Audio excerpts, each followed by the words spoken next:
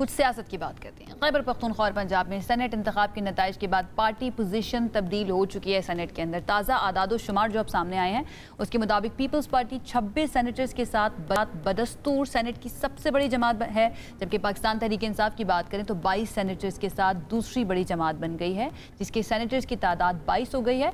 और मुस्लिम लीग नून 20 सेनेटर्स के साथ सेनेट में तीसरी बड़ी जमात है, जबकि बलूचिस्तान अवामी पार्टी के 4 हैं, MKM पाकिस्तान के 3 सेनेटर्स ऐवान बाला में मौजूद है। नेशनल पार्टी और PMLN-Q की बात करें तो उनके एक सेनेटर सेनेट के मेंबर है, जबकि सेनेट में हुकूमती बेंचेस पर इस वक्त 60 अरकान मौजूद हैं, जिनमें 5 आज़ाद सेनेटर्स भी शामिल हैं। अच्छा, ताहम खैबर पख्तूनख्वा में होने वाले सेनेट इलेक्शन से मुतालिक PTI की अंदरूनी सियासत ने हालात को मजीद पेचीदा भी बना दिया है। इत्तलात ये भी आ रही हैं कि कुछ पार्टी अरकान दावा कर रहे हैं कि सेनेट उम्मीदवारों की फहरिस्त बानी PTI से छुपाई गई और बैरिस्टर सैफ, बैरिस्टर गौहर और मरकजी क़यादत पर फहरिस्त में रद्दोबदल के इल्ज़ामात भी आयद हो रहे हैं। अब इसमें कितनी सच्चाई है ये जानना ज़रूरी है। इस सारे मामले पर जो गुज़श्ता रोज़ हुआ है, इस पर बात करने के लिए हमें ज्वाइन किया है सीनियर सहाफ़ी और तज्ज़ियाकार आमिर इलियास राना साहब ने। आमिर साहब, शुक्रिया प्रोग्राम में ज्वाइन करने के लिए। सबसे पहले तो मैं ये जानना चाहूँगी, कल सेनेट इंतखाबात जिस तरीके से हुए, आपको लगता है कि अच्छी रिवायत एक सेट हुई है, ऑपोजिशन और हुकूमत एक पेज पर रहे,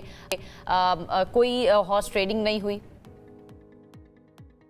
देखें, जाहिर है कि ये जो रिवायत जिसको हम कह रहे हैं कि ये अपनी अपनी बचत का प्लान था।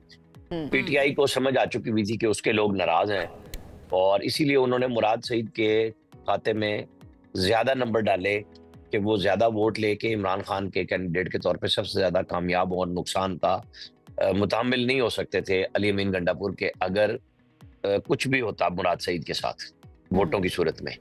तो पहले तो फहरिस्त थी, फिर उसमें ये था कि कहीं हमारे लोग खिसक ना जाए। और KP में तो ये बड़ा पुराना मसला है, बदनाम बलूचिस्तान ज्यादा है और यहाँ पे भी ये शुरू दिन से चल रहा है कि पैसे चलते हैं सेनेट की सीट में। तो ऐसे में जब मखसूस नशिस्तें आ गई, सेनेट का इलेक्शन आया, तो गवर्नमेंट और अपोजिशन में KP के अंदर एक इत्तेफाक हो गया 5 और 6 का कि 6 PTI लेगा। अब कल से जब से 18 के ऊपर PMLN और JUI पीपल्स पार्टी वोट ले रहे हैं, तो उन्होंने ये देखा कि अगर 18 वोट फालतू हमारे 5 कैंडिडेट्स ने लिए हैं तो हमारा छठा कैंडिडेट वहीं से आ जाता तो हमें कोई नुकसान ना होता। सॉरी, 4 कैंडिडेट्स ने लिए तो 5वां भी वहां से आ जाता तो एक सेनेटर बन जाता। और ये अली अमीन गंडापुर ने गलत कैलकुलेशन की। हालांकि अली अमीन गंडापुर को ये पता था कि लोग उससे नाराज हैं, इसीलिए 27 पार्लिमानी सेक्रेटरी भी उन्होंने इलेक्शन सेनेट के अनाउंस होने के बाद बनाए, क्योंकि वो लोगों को पूछ नहीं रहे थे कि हमारी अक्सरियत है, हमें कौन कुछ कह सकता है। लिहाजा वजीर आला MPs को लिफ्ट नहीं करा रहे थे। एक तो उनको लिफ्ट मिली, दूसरे प्रेशर आया, जिसका नतीजा ये हुआ कि वो तमाम बातें कि जनाब अभी आप तो 5 तारीख को तहरीक का उरूज देखना चाह रहे हैं, इमरान खान की रिहाई का, लेकिन उस दौरान आपने 10 दिन तो सिर्फ सेनेट के अंदर गुजार दिए जब ये इलेक्शन की अनाउंसमेंट हुई और आप लोग भाग दौड़ के कल आप फारिग हो रहे हैं उससे, और पीछे 13 दिन रह गए हैं उस तारीख को उरूज पे पहुंचाने पे। ऐसे में ट्रस्ट डेफिसिट भी तो है। कुछ ऐसी खबरें आ रही थी कि बड़े तरीके के साथ, एक स्ट्रैटेजी के साथ वोटिंग की गई है ताकि कोई भी जो आज़ाद हैं तो आज़ाद ही, लेकिन ताल्लुक उनका PTI से ही है डेफिनेटली, कि वो कोई भी स्किप ना हो। तो उसके लिए एक स्ट्रैटेजी ये बनाई गई थी कि जो भी जाएगा वो जाकर एक खाली पेपर डालेगा और उससे पीछे आने वाला जो है ना वो उसके हिस्से का वोट करेगा। तो दिस वाज वेरी इंटरेस्टिंग कि ये ट्रस्ट डेफिसिट जो है ना वो PTI को अब किस तरह से तोड़ रहा है और सामने लेकर आ रहा है। वो खुर्रम ज़ीशान साहब, उनको भी एक वोट नहीं पड़ा। देखें ना, ये प्लानिंग सियासत सब करते हैं कि सियासी हिकमत अमली के तहत कैसे चलना है। उन्होंने अपने पूरे वोट डलवाए भी और सिक्योर भी किए कि जाया भी ना हो, और तासुर ये गया कि जी देखें हम कितने खान के साथ मुत्तहिद हैं कि एक वोट भी हमारा दाएं बाएं नहीं हुआ। हालांकि जो सेनेटर ये उसके बेटे हैं अमीर मकाम के, उनके पास एक वोट फालतू भी आया है, जाहिर है वो उधर से ही आया और इधर कम हुआ। लेकिन चूंकि उन्होंने कैलकुलेशन सिस्टम बनाया, आपको याद होगा पहले ये चलता था कि अपने मोबाइल से फोटो बना के भेजें, कभी कोई पर्ची का सिस्टम आ जाता है, लेकिन हर दफा मुख्तलिफ तरीके से जिन लोगों पे शक होता है उनको गुजारा जाता है, और उन सबको जिन पे शक था मुराद सईद का वोटर बनाया गया कि वो लोग जो किसी भी सूरत में कहीं हो तो मुराद सईद के लिए वोट जरूर करें, और फिर उनको इजाफी वोट डलवाए गए। ये शक बड़े अरसे से चल रहा था और ओपनली कुछ वर्कर्स ने इसको समझा दिया कि नहीं, आप PTI पैसों की जमात बन गई है। जैसे हम दूसरों पे इल्जाम लगाते थे, ऐसे ही हमने पैसे वालों को नवाजा है सेनेट के इलेक्शन में कि अगर PMLN और पीपल्स पार्टी ऐसे लोगों को वोट देती है। पीपल्स पार्टी की रही है कि 10 वोटों के साथ 2 अपने सेनेटर्स उन्होंने बनवा लिए, तो बड़े फायदे में रही है पाकिस्तान पीपल्स पार्टी। नहीं, आप उसमें एएनपी और परवेज खटक को बिल्कुल नजरअंदाज ना करें। देखिए, वोट तो सबने डाले हैं ना। इधर जहां हुकूमत की हिकमत अमली थी, वहां अपोजिशन की भी थी। एएनपी और पीपल्स पार्टी आपको पता है पुराने इत्तेहादी हैं।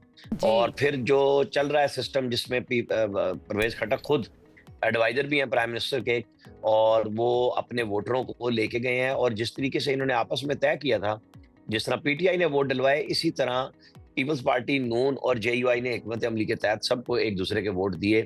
पहली दूसरी तरजीह भी दी, लेकिन चूंकि क्लियर वोटों से लोग जीत गए, तो वो सेकंड तरजीह के ऊपर काउंटिंग की जरूरत ना पड़ी कि किसी ने वोट इधर उधर दिया हो। कॉम्प्रोमाइज किस पार्टी ने फिर सबसे ज्यादा किया? किसने ज्यादा बड़ा दिल किया इस इलेक्शन के लिए, या सारा गिव एंड टेक का सिनेरियो था? नहीं, इसमें तो फिर पीएमएलएन वाज़ेह तौर पे सामने आती है कि उन्होंने अपने इत्तेहादियों के लिए, देखिए, एक एमपीए की सीट तो बराह रास्त दे दी जेयूआई को कुरानंदाजी के बगैर, और दूसरे जब पीपल्स पार्टी के लोग जीत रहे हैं, तो इसमें तो कोई शक नहीं है ना कि पीपल्स पार्टी को इत्तेहादी के तौर पे 2 सीटें मिली हैं और 2 ही जेयूआई को मिली। तो पीएमएलएन ने कुर्बानी दी है इस मामले में सियासी तौर पे। उन्हें पहले जैसे बलोचिस्तान में कि पहले 2.5 साल पीपल्स पार्टी हुकूमत करे, वो दे दिया। बलोचिस्तान आईनी पोजीशनें दी हैं चेयरमैन सेनेट की, सदर मुमलिकत की, और बदले में प्राइम मिनिस्टरशिप उन्होंने ली है। तो सौदेबाजी है, दोनों तरफ से समझौता है, इक्तदार कैसे लेके चलना है, हुकूमत कैसे चलानी है, ये सब एक दूसरे के साथ सैक्रिफाइसेस ना हो और वो ना की जाए तो फिर चलता नहीं है। जाहिर है कि जो लोग कम तादाद में हैं वो बड़ी तादाद वाले से कुर्बानी मांगते हैं। बिल्कुल सही है। सेनेट इलेक्शन जब भी होता है तो कहा जाता है कि जो वफादारियां तब्दील करने वाले कुछ अराकीन होते हैं, जो एक पार्टी से फिर दूसरी पार्टी, उनको टिकट जारी हो जाता है। जो लॉयल होते हैं, हमेशा से पार्टी के साथ रहते हैं, वो जरा पीछे रह जाते हैं। इसमें कितनी सच्चाई है? इस बार भी कुछ ऐसी सूरत हाल देखने में मिली? देखिए, जिनके पास पैसा होता है वो सब कुछ कर लेते हैं। उसमें अब आप किसी पार्टी को ये नहीं कह सकते, मतलब अमीर मुकाम के बेटे के आने पे ये तनकीद हो रही है कि जी वो अमीर मुकाम के घर तक महदूद हो गए। हालांकि जो लोग पीएमएलएन के लोग थे, जो जिनको ऑफर की गई थी मेरी इत्तला के मुताबिक, उनका ख्याल ये था कि कहीं खरीदो फरोख्त होगी तो हम उसमें पूरा नहीं उतरेंगे और वोट हमारे पास पूरे ना होंगे तो हम कैसे करेंगे। क्योंकि जब इलेक्शन की अनाउंसमेंट हो रही थी तो मखसूस नशिस्तों का मसला डामाडोल था कि कैसे लेंगे, क्या करेंगे। तो वो फिर उन्होंने अपने बेटे के कागज जमा करा दिए। जेयूआई ने नून लीग के दिलावर खान, बड़े पैसे वाले आदमी हैं, उनको टिकट दे दिया अपनी तरफ से। इसी तरह सेनेटर तला महमूद बहुत बड़ी कारोबारी शख्सियत हैं, जेयूआई से सफर शुरू हुआ और पीपल्स पार्टी पे आके वो सेनेटर बन गए। जाहिर है कि उनके लिए वहां पे कोई मसला नहीं था। अब आप यहाँ पे देख लें, नूरुल्लाह कादरी और जो मिर्जा आफरीदी हैं, इन 2 के ऊपर शदीद तनकीद खा रही है। आजम सवाती के ऊपर हो रहा है कि जी वो तो है ही पैसे वाला, वो भी जेयूआई का था। लेकिन मैं अब आपको बताऊं, कोई सियासी जमात अगर ये दावा कर रही है, सिवाय जमात इस्लामी के, कि वो सियासत और दुनियादारी जो है ना, दोनों को इकट्ठा लेके चल रहे हैं, दीनदारी चीज अलग रह गई है, कि वो अलग तशख्खुस है और यहाँ पे कुछ लेन देन होता है, बातचीत भावता होता है, तो उसमें अपने उसका तो राना साहब वैसे सवाल रह ही नहीं गया ना, जिस तरफ आप इशारा कर रहे हैं उसके ऊपर तो बेखा से आप बात करनी छोड़ ही देनी चाहिए, उसके बारे में कोई सोचता भी नहीं। In the end last 30 seconds में ऐवान बाला के अंदर अब 2/3 मेजॉरिटी तो हुकूमती इत्तेहाद को फिर भी नहीं मिल पाई है, तो आप कुछ तब्दीली होती हुई देख रहे हैं? नहीं, कुछ भी नहीं। वो 2/3 अक्सरियत बन भी गई है, जब नहीं थी तब भी बन गई थी। और आप ना भूलें कि 2 जेयूआई के सेनेटर आउट हो चुके हुए थे अपनी पार्टी से। पीटीआई के कई सेनेटर आउट थे जिनको जरूरत नहीं पड़ी इस्तेमाल करने की। वो इशू नहीं है।